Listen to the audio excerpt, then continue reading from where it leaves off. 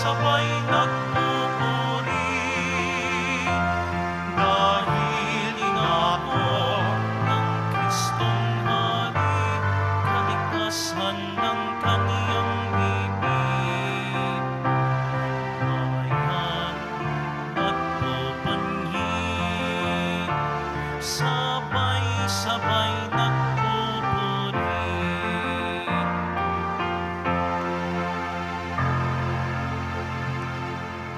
Sa ngalan ng Ama at ng Anak at ng Espiritu Santo, Amen.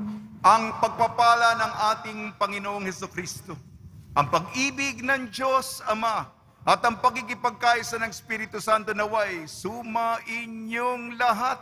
At sumaiyo rin. Mga kapatid, aminin natin ating makasalanan upang tayo maging marapat gumanap sa banal na pagdiriwang.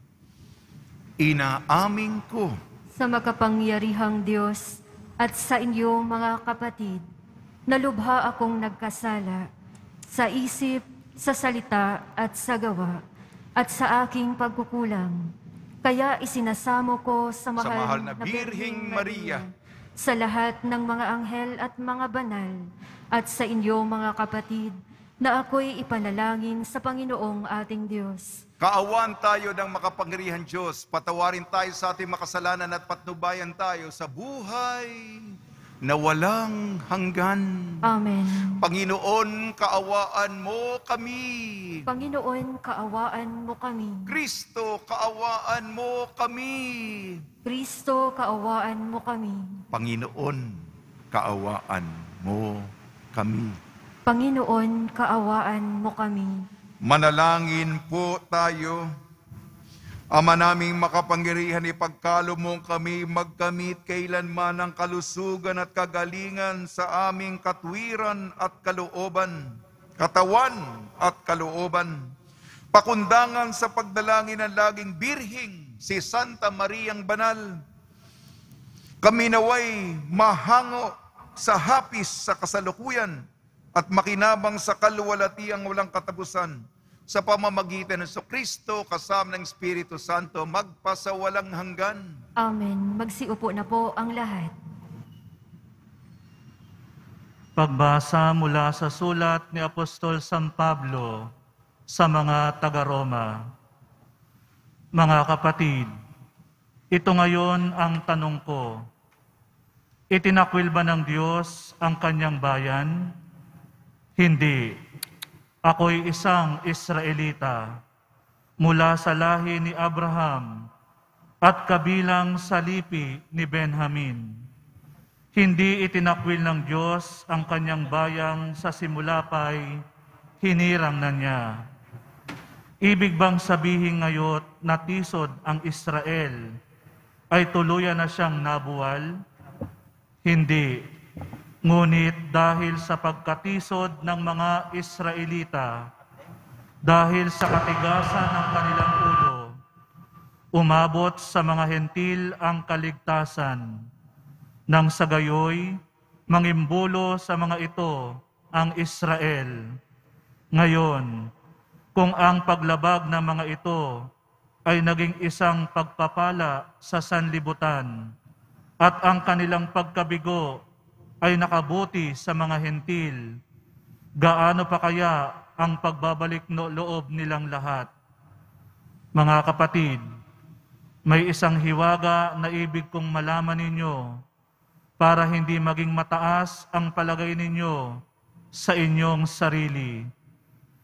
Ang pagmamatigas ng bansang Israel ay pansamantala, hindi panghabang panahon. Ito'y tatagal lamang hanggang sa makalapit sa Diyos ang kabuang bilang sa mga hentil. Sa gayon, maliligtas ang buong Israel ayon sa nasusulat, magbubuhat sa Sion ang tagapagligtas, papawiin niya ang kasamaan sa lahi ni Jacob, at ito ang magiging tipan ko sa kanila pag inalis ko na ang kanilang mga kasalanan. Sa ikalalaganap ng mabuting balita, sila'y naging kaaway ng Diyos upang magkaroon kayong mga hentil ng pagkakataon. Ngunit ayon sa paghirang, sila'y mahal pa rin niya, alang-alang sa kanilang mga ninuno, sapagkat ang Diyos ay hindi nagbabago ng isip tungkol sa kanyang mga kaloob at pagtawag. Ang salita ng Diyos. Salamat sa Diyos.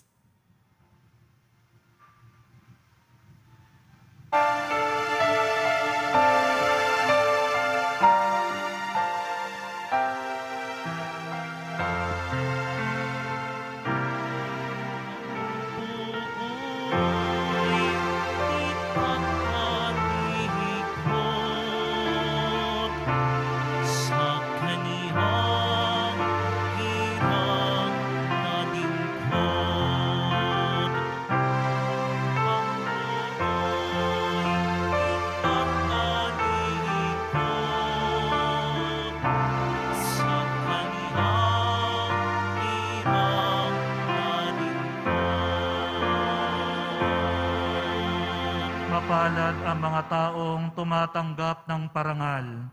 Silang sayo'y tumatanggap ng turo sa kautusan, pagkat sila'y magdaranas ng saglit na ginhawa, hanggang yaong masasamay, mahulog sa hukay nila.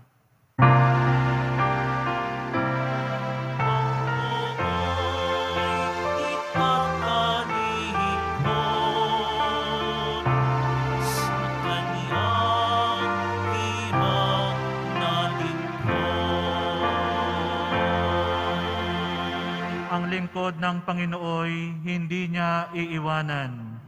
Yaong mga hirang niya'y hindi niya tatalikdan. Mababalik sa matuwid ang ganap na katarungan. Diwang ito ang susundin ng tapat ang pamumuhay.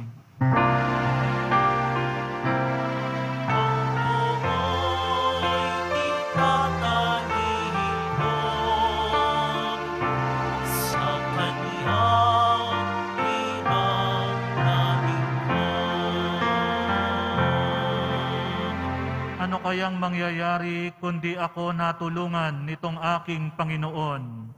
Marahil ang aking buhay, tahimik ng malilibing, kasama ng mga patay. Kapag aking nagunitang, ang paako'y dumudulas. Dahilan sa pag-ibig mo, O Diyos, ako'y tumatag.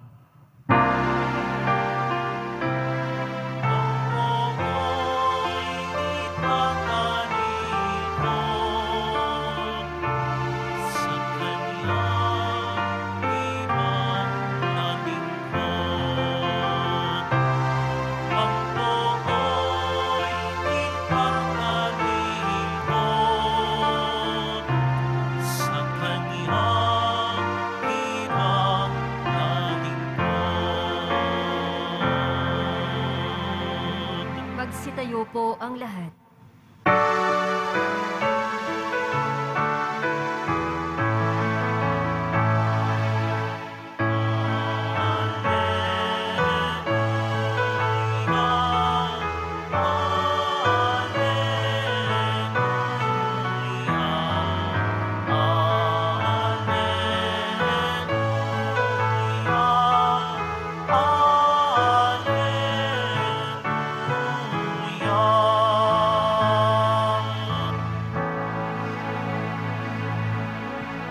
Sabi ni Jesus na mahal,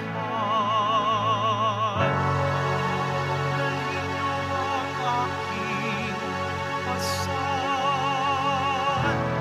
kamuan ko'y laran.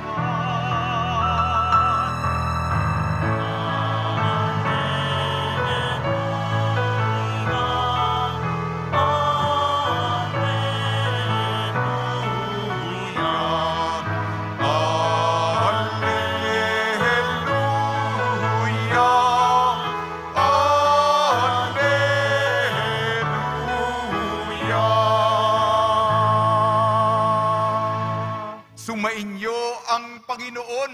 At sumaiyo rin. Ang mabuting balita ng Panginoon ayon kay San Lucas. Papuri sa iyo, Panginoon.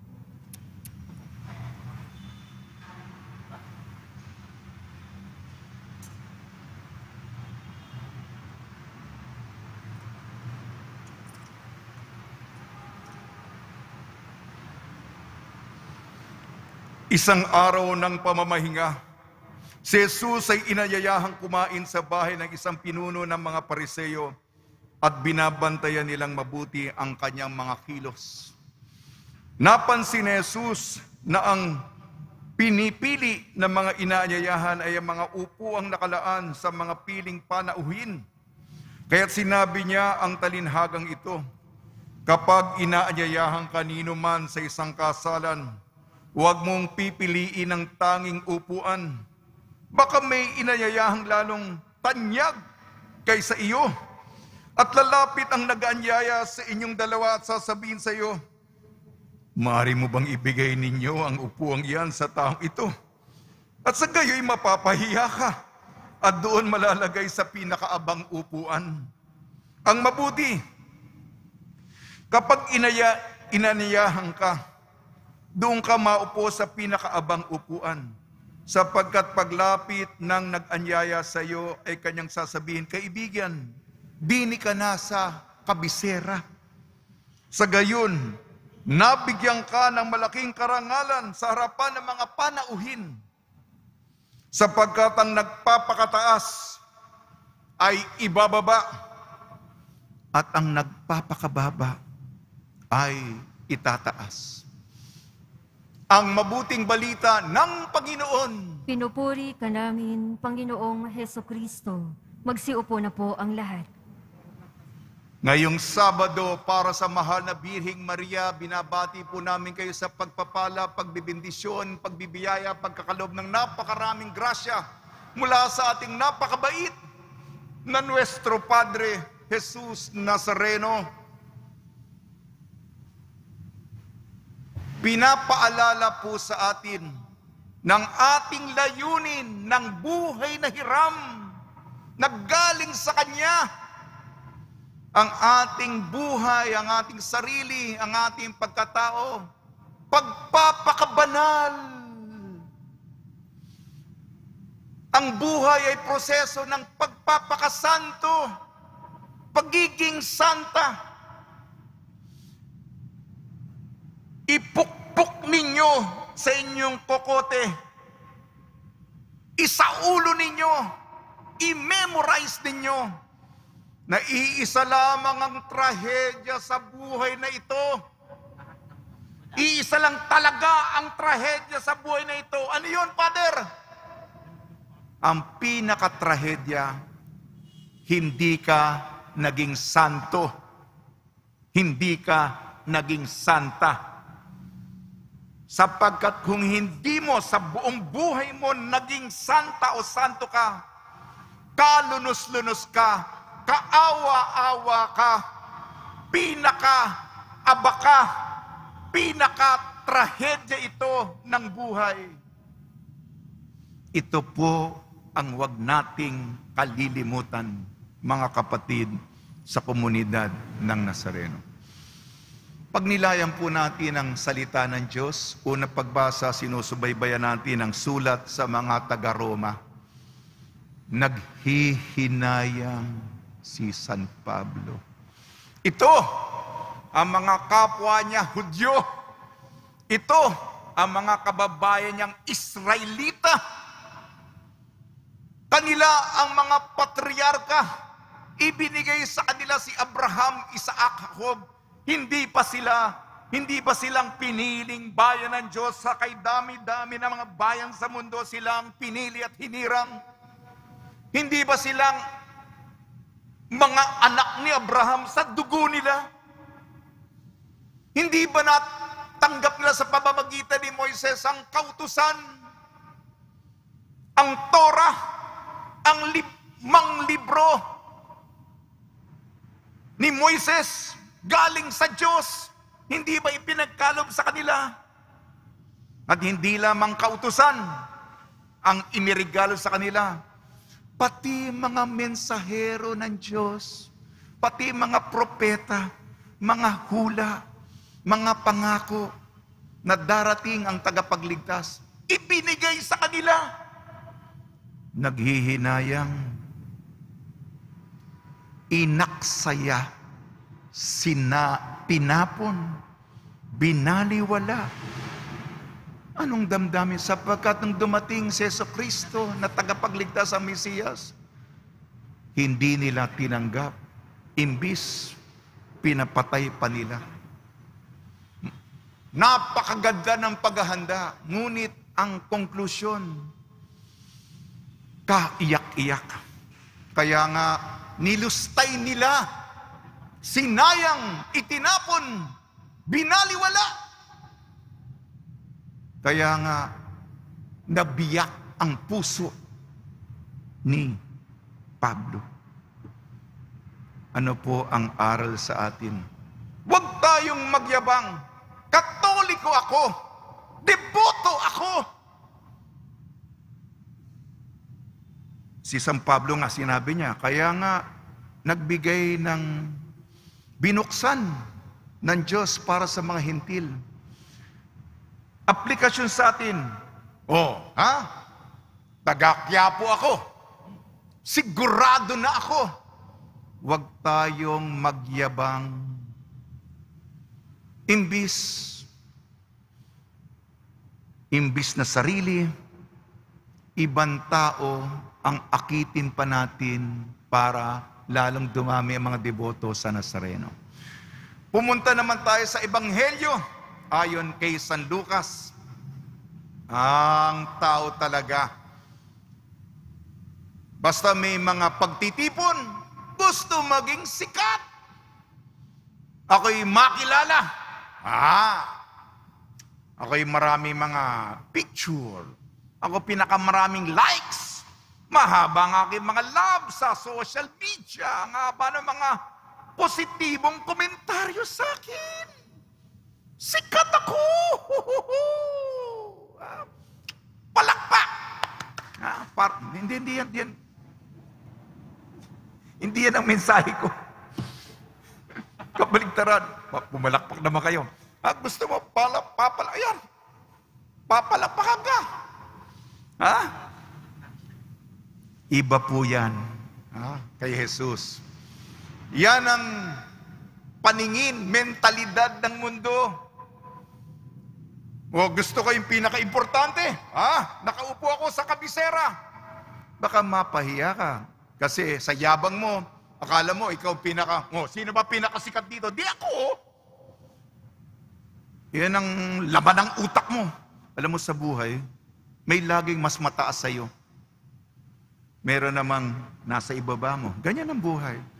Kaya kung akala mo, ikaw ang pinakasikat dito, baka pag upo mo sa iyong luklukan, Sir, meron pang mas importante sa'yo, kahiya-hiya ka. Mawawalan ka ng muka. Kaya magpakababa, doon ka sa dulo at sasabihin ni Jesus sa'yo, kapatid, dito ka sa kabisera. Sapagkat ang nagpapakataas, hindi lang ibababa, ibabagsak, mapapaya, mawawalan ka pa ng muka.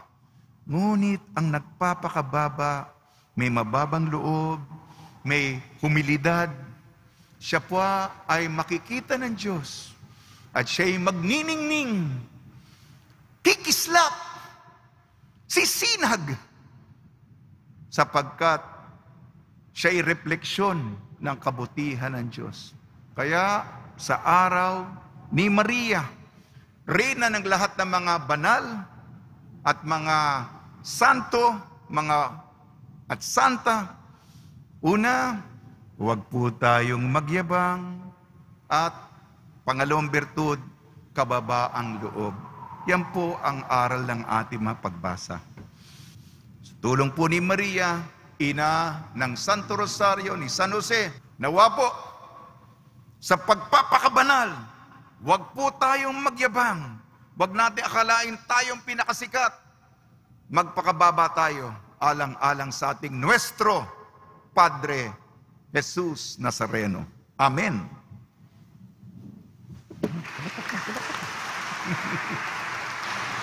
Magsitayo po ang lahat.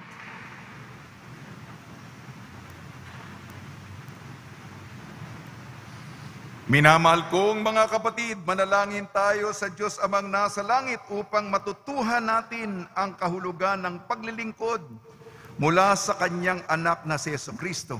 Ang tugon po natin, Ama, ibigay mo sa amin ang diwa ng iyong anak. Ama, ibigay mo sa amin ang diwa ng iyong anak. Bilang simbahan, tayo naway lumabas mula sa ating sariling mga mundo para maglingkod sa kapwa ng may pagmamahal na hindi tinitingnan ang sarili. Manalangin tayo. Ama, ibigay mo sa amin ang diwa ng iyong anak. Ang mga nasa pampublikong tungkulin, naway ibigay ang kanilang pinakamagaling na paglilingkod sa mga tao, kaysa unahin ang sariling kapakanan. Manalangin tayo. Ama, ibigay mo sa amin ang diwa ng iyong anak. At tinawang maipakita ang ating pasasalamat sa mga taong naglilingkod sa atin sa iba't ibang paraan. Manalangin tayo. Ama, ibigay mo sa amin ang diwa ng iyong anak.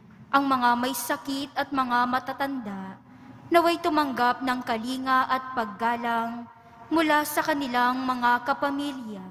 Manalangin tayo. Ama, ibigay mo sa amin ang diwa ng iyong anak. Yaong mga nauna ng lumisan sa mundong ito, naway tanggapin sa kaharian ng Panginoon. Manalangin tayo. Ama, ibigay mo sa amin ang diwa ng iyong anak.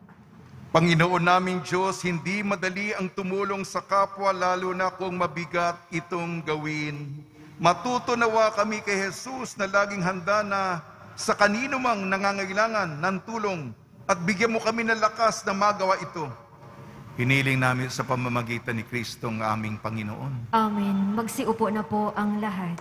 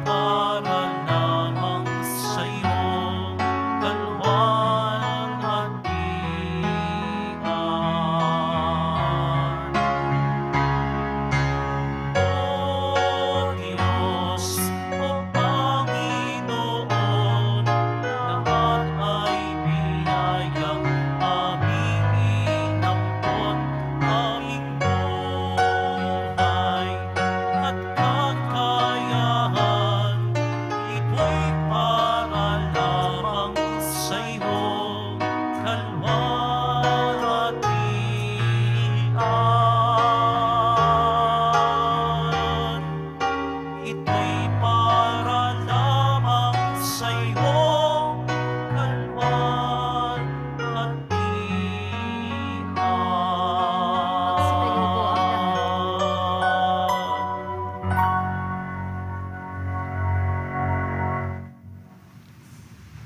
Manalangin kayo mga kapatid upang ang ating paghahain ay kalugdan ng Diyos amang makapangyarihan. Tanggapin nawa ng Panginoon itong paghahain sa iyong mga kamay, sa kapurihan niya at karangalan, sa ating kapakinabangan at sa buong sambayanan niyang banal.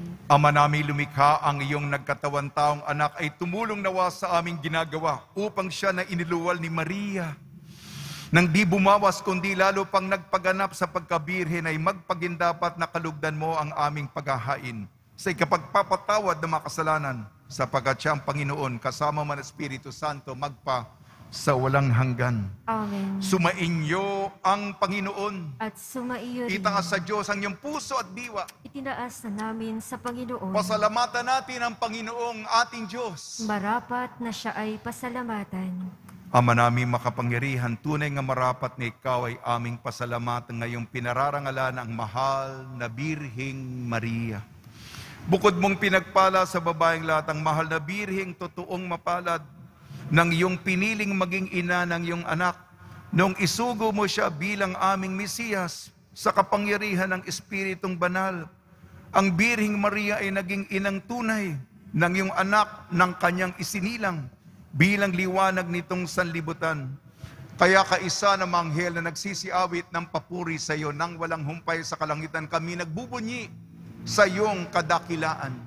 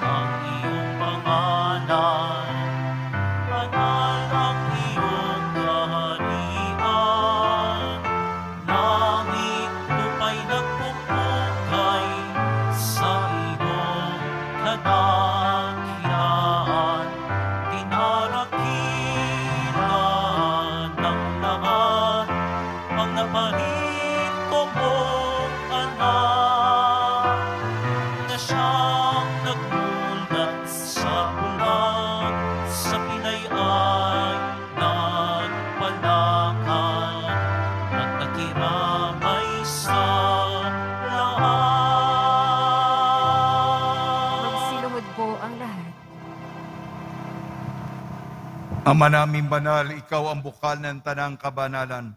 Kaya sa pamamagitan ng Espiritu, gawin mong banal ang mga kaloob na ito upang para sa amin maging katawan at dugo ng aming Panginoong Jesucristo. Bago niya pinagtiis ang kusang loob na maging handog, hinawakan niya ang tinapay, pinasalamatan kanya, pinaghati-hati niya yon, iniabot sa kanyang malagad at sinabi, "Tanggapin ninyong lahat ito at kanin. Ito ang aking katawan na ihahandog para sa inyo."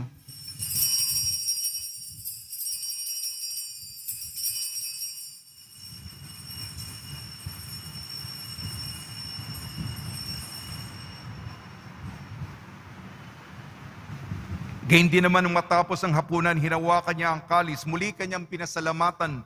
Inibot niyang kalis sa kanyang malagad at sinabi, "Tanggapin ninyong lahat ito at inumin. Itong kalis ng aking dugo, ng bago at walang hanggantipan.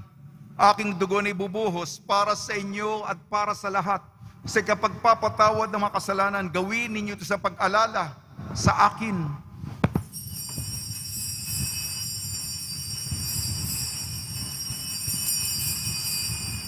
Magsitayo po ang lahat. Ipagbunyi natin ang misteryo ng pananampalataya.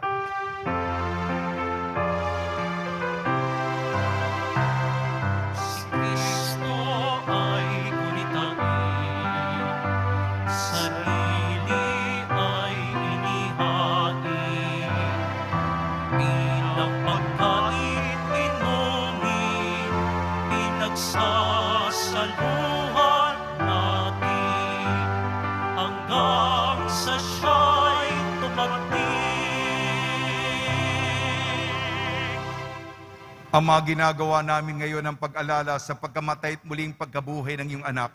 Kaya't inialay namin sa iyong tinapay na nagbibigay buhay at ang kalis na nagkakaloob ng kaligtasan. Kami nagpapasalamat dahil kami minarapat na tumayo sa harap mo para maglingkod sa iyo. Isinasamo namin kami magsasalo-salo sa katawan at dugo ni Kristo ay mabuklod sa pagkakaisa sa pamamagitan ng Espiritu Santo.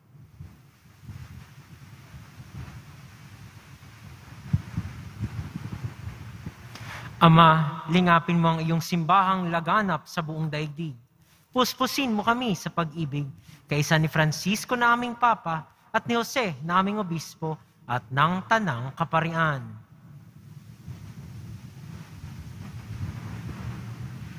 Alalahanin mo rin ang mga kapatid naming nahimlay nang may pag-asang sila'y muling mabubuhay. Gayon din ang lahat ng mga pumanaw. Kawan mo sila't patuloyin sa iyong kaliwanagan. Kawan mo't pagindapating kaming lahat na makasalo sa iyong buhay na walang wakas. Kaisa na mahal na Birheng Maria na ina ng Diyos, ng kabiyak ng puso niyang si San Jose, kaysa ng mga apostol at ng lahat ng mga banal na namuhay dito sa daigdig ng kalugod-lugod sa iyo. May pagdiwang nawa namin ang pagpupuri sa kararangal mo sa pamamagitan ng iyong anak na aming Panginoong Hesukristo.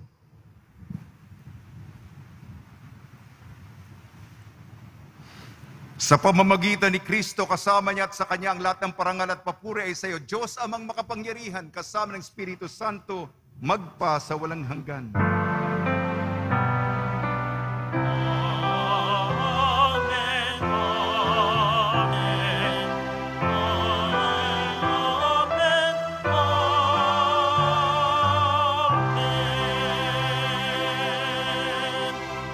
Sa tagubili na nakakagaling na utos sa turo ni Jesucristo na Panginoon natin na Diyos, ipahayag natin ng lakas loob.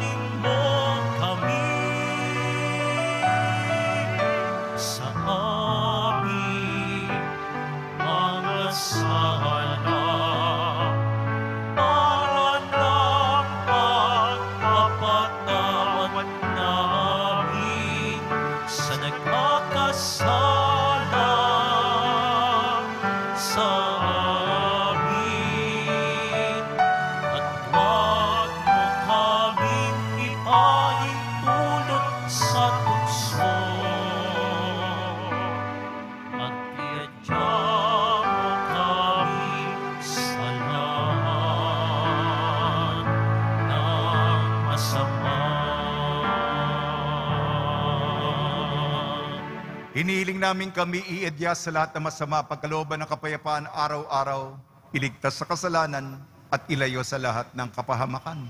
Samantalang aming pinananabikan ang dakilang araw ng pagpapahayag ng tagapagligtas naming si Jesucristo. Sapagkat sa'yo ang kaharian, kapangyarihan at kapurihan, ngayon at magpakailanman. Ngayon at magpakailanman.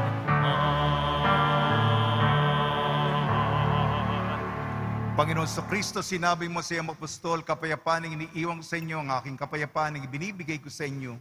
Tungyan mo ng aming pananampalataya at huwag ang aming mapagkakasala. At pagkalooban mo kami na kapayapaan at pagkakaisa yun sa iyong kalooban, kasama ng Espiritu Santo, magpasawalang hanggan. Amen. Mga kapatid, mga kaibigan, sumayin po ang kapayapaan ng ating Panginoon. At sumaiyo rin. Magbigayan po tayo ng kapayapaan sa isa't isa.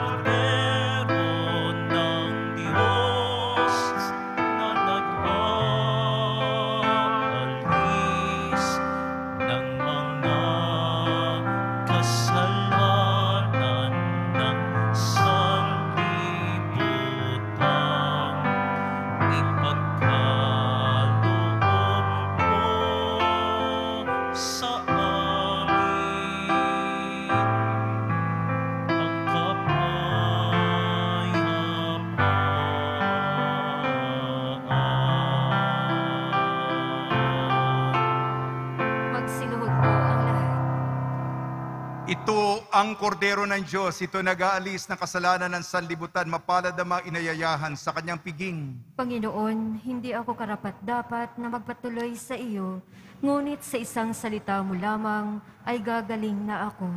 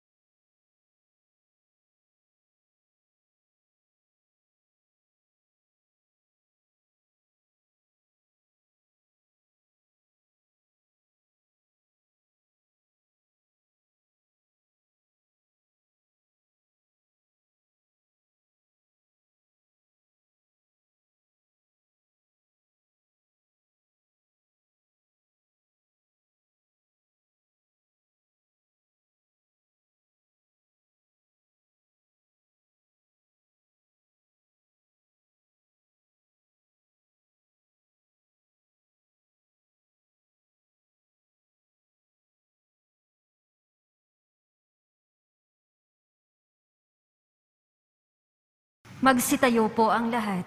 Manalangin tayo. Ama namin mapagmahal, sa pagsasalo namin sa banal na pakikinabang ang iyong kagandahang loob ay aming hinihiling upang ang pagpaparangal namin sa mahal na Birhen at pagtulad namin sa Kanya ay magpagindapat na aming paglingkuran ang pagganap sa kaloob mong kaligtasan sa pamamagitan ni Jesucristo kasama ng Espiritu Santo magpasawalang hanggan. Amen. Pagbabasbas sa mga deboto ng kanilang mga kahilingan at dasalan, mahal na po ang Jesus Nazareno, iniyag mo sa pamamagitan ng krus ang walang maliw na pag-ibig ng Diyos sa sangkatauhan. Pakinggan mo ang kahilingan niyo ang ka na nagsusumama sa iyo, makamdanawa nilang yung katugunan at tanggapin na kasagutan na may utang na loob na tinatanaw. Basbasan din po ninyo mga daladanalan ng mga imahin at dasalan sa pamamagitan ng bendisyon na ito. Naway maalala nila ng mga pangalan sa binyag na ikanang ibig at paglilingkuran bilang Panginoon magpa sa walang hanggan. Amen. Inyo ang Panginoon At sumaiyo at rin. pagpalain kayo ng makapangyarihan Diyos, Ama, Anak at Espiritu Santo. Amen. Paglayin po ninyo sa inyong pag-alis ang kapayapaan ni Jesucristo. Salamat sa Diyos.